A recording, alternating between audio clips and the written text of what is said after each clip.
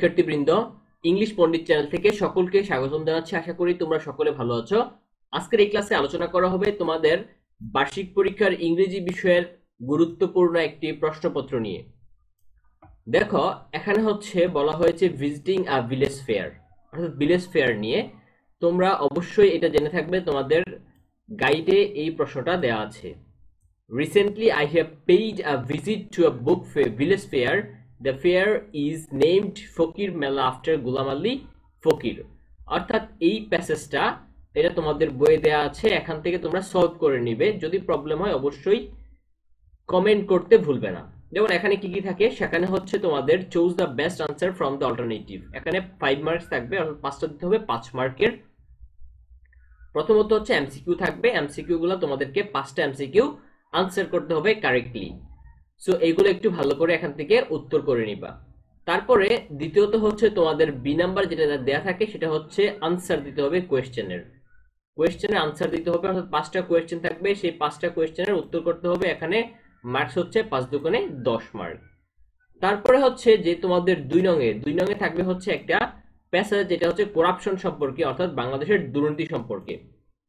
So এই দুর্নীতি বিষয়টা নিয়ে থাকবে। তারপরে এখান থেকে তোমাদেরকে কোন আনসার দিতে হবে, এখান থেকে ট্রু ফলস উত্তর করতে হবে, সেখানে 5 মার্কস। সো এইগুলো তোমাদের খুব ভালো করে পড়ে নিতে হবে, এটা খুবই গুরুত্বপূর্ণ আছে। তারপরে তোমাদের থাকবে একটা ম্যাচিং, কলাম ম্যাচিং থাকবে, সেটা তোমাদেরকে ফুলফিল করতে হবে। সো আই হোপ এটা তোমরা তোমাদের গাইড থেকে সহজে সমাধান করে ফেলবে।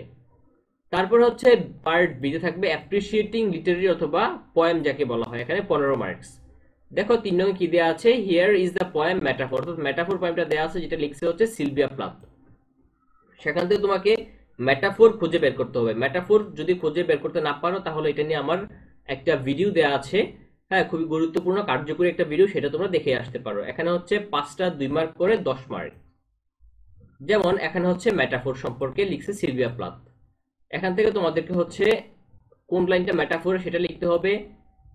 প্রথমে কোন বিষয়টা কম্পেয়ার করছে, কার সাথে কম্পেয়ার করছে এটা লিখতে হবে। এখানে কম্পেয়ারের কারণটা কি সেটা উল্লেখ করতে হবে।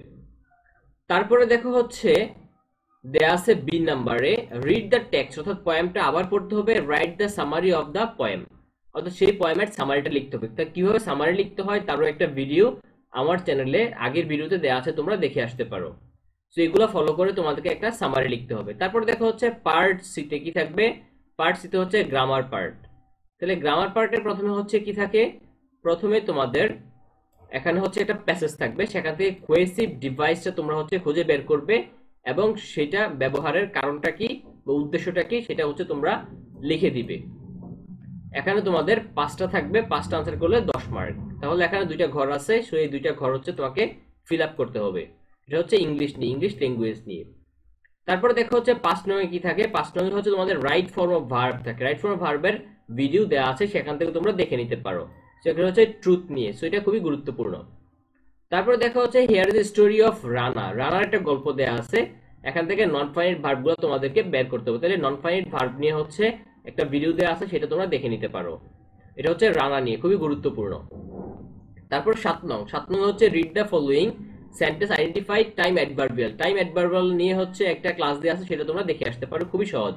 এখানে 5 মার্কস। তাহলে এখানে একটা ঘর থাকবে, সেটা টাইম অ্যাডভার্বিয়াল গুলো দিতে হবে, তারপর নতুন সেন্টেন্স লিখতে হবে। তারপর দেখো পার্ট দিতে রাইটিং পার্ট 30 মার্কস এর। সেখানে তোমাদেরকে একটা সিভি অবশ্যই লিখতে হবে, এটা খুবই গুরুত্বপূর্ণ, এটা মুখস্থ করে ফেলবে 10 মার্ক।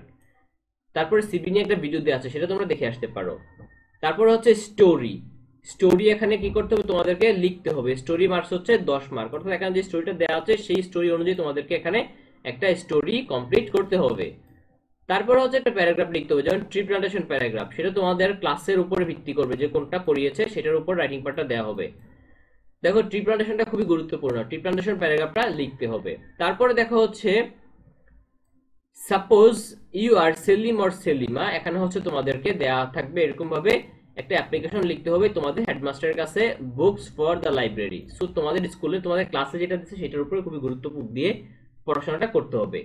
সো আশা করি এই প্রশ্নটা তোমাদের খুবই কার্যকরী, খুবই গুরুত্বপূর্ণ। তার ছাড়াও অন্যান্য কোশ্চেনগুলো তোমরা একটু দেখে আসবে।